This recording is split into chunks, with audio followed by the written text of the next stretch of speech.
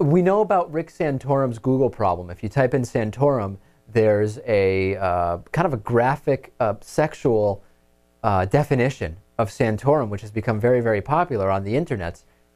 Mitt Romney now has a new Google problem. If you type in Romney into Google, the second result is a definition of Romney from spreadingromney.com, which defines Romney as defecating in terror. Of course, a reference to when Mitt Romney strapped his dog, put his dog in a cage and strapped it to the roof of his station wagon, drove all around. The dog was so afraid that it was defecating in terror. I mean, that's where it comes from. Mm-hmm. And now, if you type in Romney into Google, that's the #2 result.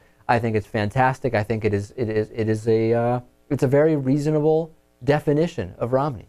Yeah, you know, I'm surprised we didn't have a word for it before. Yeah, but certainly a suitable word. You've never put your mom's cat in a position to Romney, right? Rocco? No way. You would never treat Rocco that way. No. Me and Rocco are good. Yeah, Rocco has never Romney'd. That I know of. Yeah. If he has, it had nothing to do with me. Right. You would. It has nothing to do with anything you did. Right. Mitt Romney also saying that he, as the government, Mitt Romney has a serious problem, by the way, both with healthcare and also with gay marriage, because as you know, Lewis, Massachusetts, he's been on both sides of the issues multiple times. He has been he governed over the side of the issue he now claims to never have supported. He says that even though Massachusetts did legalize gay marriage, he prevented Massachusetts from becoming the Las Vegas of gay marriage. Here's the clip of Mitt Romney making this explanation at CPAC over the weekend. Now, you may recall as well that during my term in office, our conservative values also came under attack. Less than a year after I took office, the state's Supreme Court inexplicably found a right to same-sex marriage in the Constitution written by John Adams. I presume he'd be surprised. I fought to have a stay on that decision, then push for a marriage amendment to our Constitution. We lost by only 1 vote in the legislature. Right. And I successfully prohibited out-of-state couples from coming to our state to get married and then going home. On my watch, we fought hard and prevented Massachusetts from becoming the Las Vegas of gay marriage. People are cheering this, ladies and gentlemen. People are cheering what Mitt Romney said. By the way, if he thinks he prevented Massachusetts from becoming the Las Vegas of gay marriage, has he ever been to Provincetown? He really must never have been to Provincetown. Wouldn't surprise me, yeah. You think he probably avoids it? Probably. So Romney's standing among conservatives has really been hurt by a letter that he sent to the Log Cabin Club of Massachusetts saying he would be a stronger advocate for gay rights than Senator Ted Kennedy, his then opponent, in a Senate race. There is nothing about that statement that is not in direct conflict with this kind of anti-gay marriage farce that he's putting together now. And it's all part of Mitt Romney having absolutely no real positions on anything. He'll just say whatever is most politically expedient at the time. And it's working. Well, maybe. We'll see. It's working. Santorum is surging from behind Mitt Romney. Well, temporarily. Ned Flaherty did some great research and sent me some great information about Mitt Romney and his hypocrisy on gay marriage. And the reality is, if you oppose gay marriage, you really should not be voting for Mitt Romney, because either he is lying to you or he legislated completely against the way he felt when he was governor of Massachusetts, right?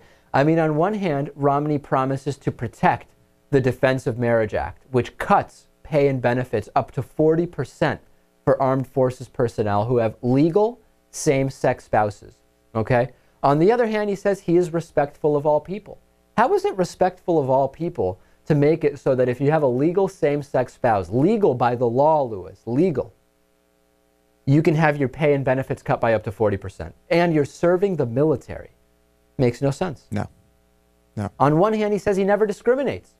On the other hand, he has written checks giving millions of dollars to the Mormon Church, which spends tens of millions of dollars opposing human and civil rights for LGBT people nationwide. They do this by donating to the National Organization for Marriage, which, as you know, if you've been paying attention to this show, is a major anti-LGBT rights group. And then on the other hand, he says, I favor gay rights. while simultaneously vowing to outlaw marriage equality for 31 million LGBT Americans. That's according to an interview with the Nashua Telegraph in November of 2011. Mitt Romney has flip-flopped time after time on the issue of LGBT rights. And you know what? There's another politician from Massachusetts who had a big problem for an alleged flip-flop on one issue, right? John Kerry, I voted for the 87 million before I voted against it type of thing, right? How is Mitt Romney, another politician from Massachusetts, not getting killed over this constant flip-flopping? I mean, I just told you 4 flip-flops simply on gay rights. Forget about everything else. There hasn't been one actual debate at all. There hasn't been one real debate. Where he's had to defend that. Right. Well, he gets asked about it a little bit, doesn't he, Natan? I mean, Mitt Romney has been asked to explain. But these are debates where you can just brush it off and say something else. He can redirect. Will Obama let Romney redirect on these things? What will the debates, if Romney debates Obama, what will happen?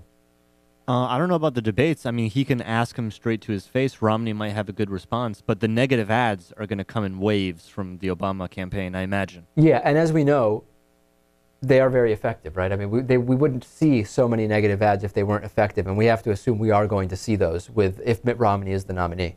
Right. I think you're going to see more ads, more of them in general, on more channels and more times than you've ever seen as soon as there's a candidate.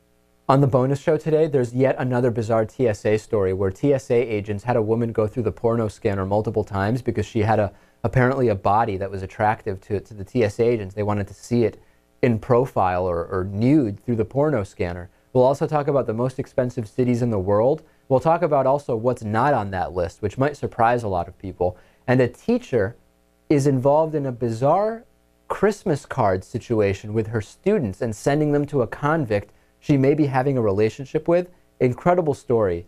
Get the bonus show, davidpakman.com/membership and davidpakman.com/birthday. We'll be back after this with Cliff Schechter.